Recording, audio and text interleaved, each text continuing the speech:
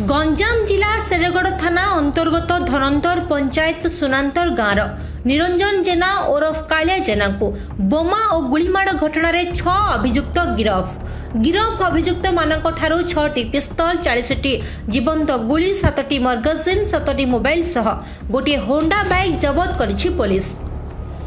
जुलाई 25 तारिख संध्यारे शेरगढ़ थाना सुनांतर ग्रामर कालिया जेना को किछि दुर्बृत्त प्रथमे बोमा माड़ करथिले परे तांको उपरकू गुली चलाइथिले।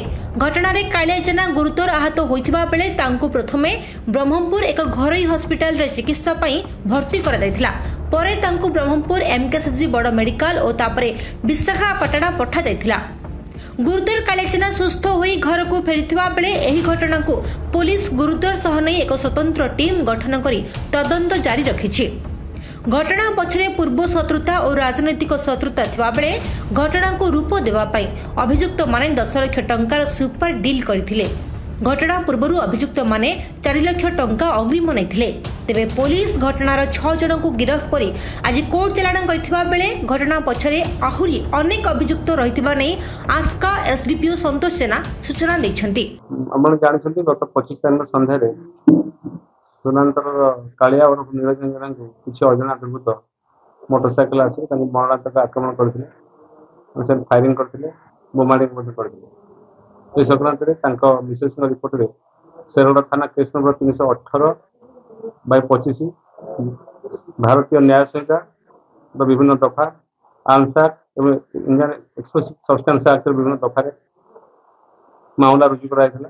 ए मामलार तदंत आमर शेरगढ़ थानार सब इन्स्पेक्टर मैडम नहीं तदंत समय आम जना पड़ा जे किसी व्यक्तिगत क्रॉनिक शत्रुता पॉलिटिकल राइवलरी जो किसी दुर्बृत्त मानक किसी षड्यंत्रकारी व्यवहार करी कालिया जेना मरणांतक आक्रमण करथिले।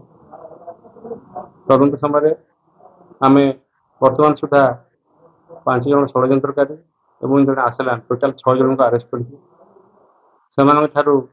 समुदाय 6टी बंदूक प्राय